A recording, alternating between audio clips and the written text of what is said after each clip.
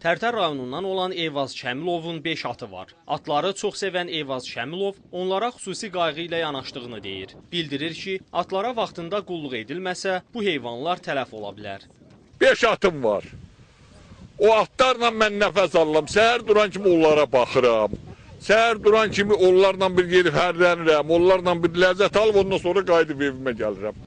Tərtər rayon baytarlıq idarəsinin rəisi Məhərrəm Əliyev isə bildirir ki, atlarda ən çox çərləmə, manqo və sakko xəstəlikləri qeydə alınır. Bu cür xəstəliklər yalnız atlarda olur. Əgər başqa xəstəliklər bu heyvanlarda baxımsızlıq səbəbindən yaranırsa, manqo və sakko soyuq aylarda baş qaldırır.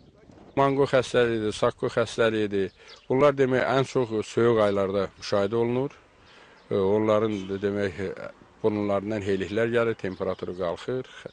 Yeməkdən, iştahdan kəsilir. Ona görə də bərbaşdan biz o tədbir aparırıq ki, gələcəkdə o xəstəlik baş verməz. Məhərrəm Əliyevin sözlərinə görə bu il Tərtər rayon ərazisində 350 baş ata bu xəstəliklərə qarşı vaksinlər vurulub. Elmir Həsənov, Daşqın Abdullayev, Ziya İsmailov, Tərtər.